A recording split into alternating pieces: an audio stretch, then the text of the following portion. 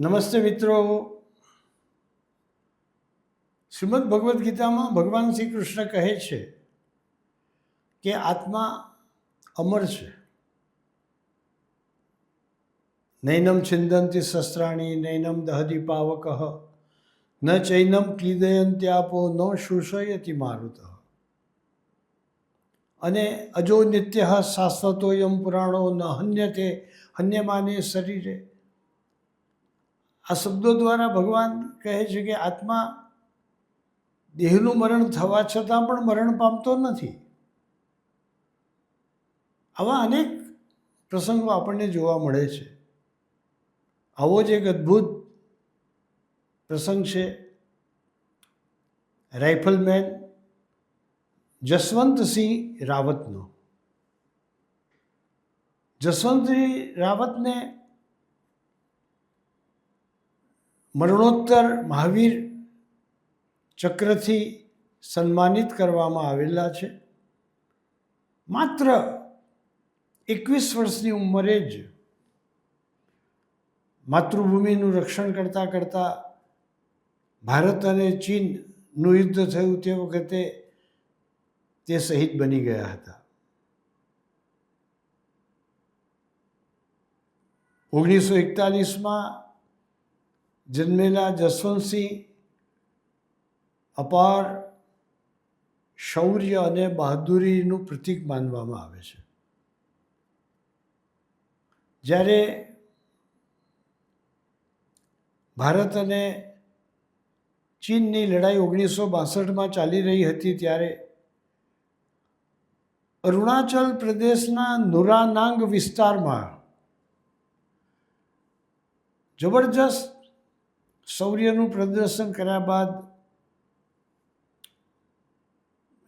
તેમણે શહાદત વરી લીધી હતી. એમની ટુકડી ગઈ એ પછી પણ જસવંતસિંહ અને એમની સાથે બીજા 2 લાન્સ નાયક ત્રિલોકીસિંહ અને ગોપાલ ગુસાઈ એ લોકોએ લડત આપી.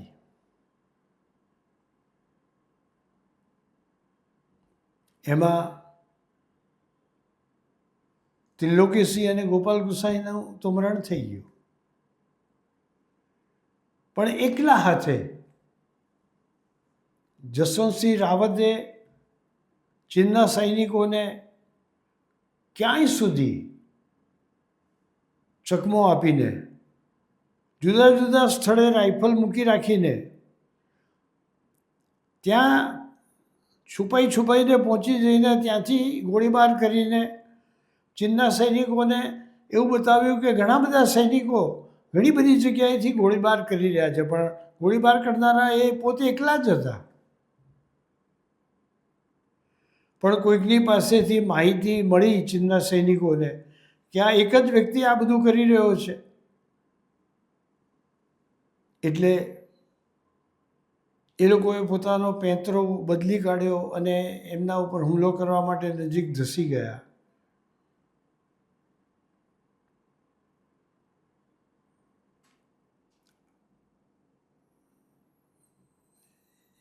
એમણે શહાદત વરી લીધી એ પછી પણ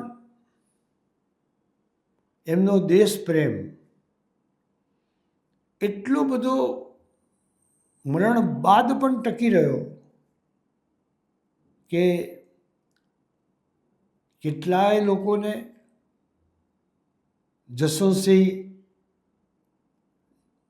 જેમને રાઇફલમેન કહેવામાં આવે છે, એ રાઇફલમેન જસવંતસિંહ રાઇફલ પોતાની સાથે રાખીને સરહદની સુરક્ષા કરતા હોય એ પ્રકારે જોવા મળ્યા છે.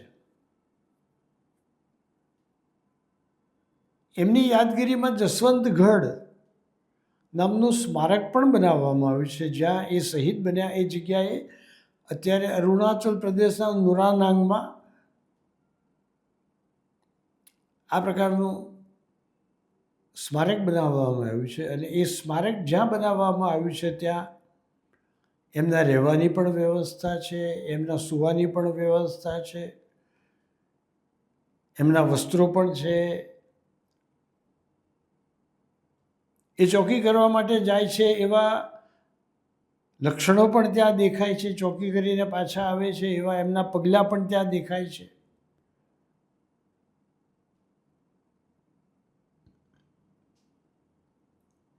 જસવંતસિંહે આ રીતે દેશની રક્ષા કરી. તેની પાછળ ડોક્યુમેન્ટરી ફિલ્મો પણ બનાવવામાં આવી છે.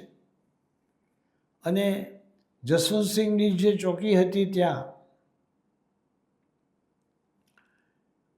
સેલા નામની છોકરી જે તવાંગમાં રહેતી હતી તે કાયમ માટે પસાર થાય.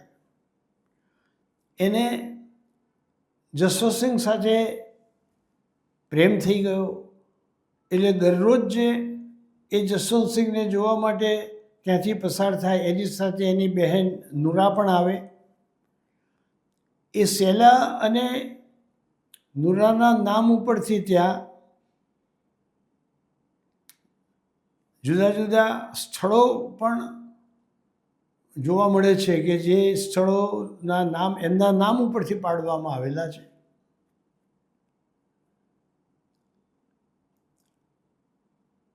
જ્યારે જસવંતસિંહ શહીદ થયા ત્યારે એવું કહેવાય છે કે સેલાએ પણ એમની પાછળ, કારણ કે જો એ એમ ન કરત તો ચીની સૈનિકો તેને પકડી ગયા હોત. તો નુરાએ આત્મસમર્પણ નહોતું કર્યું અને ચીની સૈનિકો તેને પકડી ગયા હતા એવી પણ એક વાત આવે છે. પણ સેલાએ તો એ જે શિખરની ટોચ ઉપર ઊભી હતી ત્યાંથી કૂદકો મારીને પોતે પણ શહાદત વરી લીધી હતી જસવંતસિંહની પાછળ. આમ જસવંતસિંહનો જે શૌર્ય અને પરાક્રમ ભરેલા યુદ્ધનો જે પ્રસંગ છે એ અનેક સૈનિકોને માટે પણ પ્રેરણારૂપ છે. અને આજે પણ એ પોતાના માતૃભૂમિનું રક્ષણ કરવાના આંતરિક વૃત્તિને કારણે, સ્વભાવને કારણે એ કોઈ પણ સૈનિક જો માતૃભૂમિનું રક્ષણ કરવાની બાબતમાં આળસ કરતો જણાય અથવા કંઈક એ પોતાની ફરજ બજાવવામાં કંઈ પણ એ ભૂલ કરતો જણાય તો જસવંતસિંહનો આત્મા એને સૂઈ ગયો હોય તો ઢંઢોળીને જગાડે છે. એનામાં બહાદુરીપૂર્વક કેવી રીતે લડી લેવું જોઈએ એનું સુરાતન પણ જગાડે છે. અને ઘણા બધા લોકોએ તેને જોયેલો હોવાના કારણે હરભજનસિંહનો પ્રેતાત્મા જે માતૃભૂમિનું રક્ષણ કરતો હતો અત્યારે પણ એનો પ્રેતાત્મા જોવાય છે. એવી રીતે આ રાઇફલમેન જસવંતસિંહના આત્માને પણ ઘણા બધા લોકોએ જોયો છે. એટલે એના જેવી જ બીજી આ ઘટના એ સૈનિકોમાં સુરાતન જગાડનારી છે.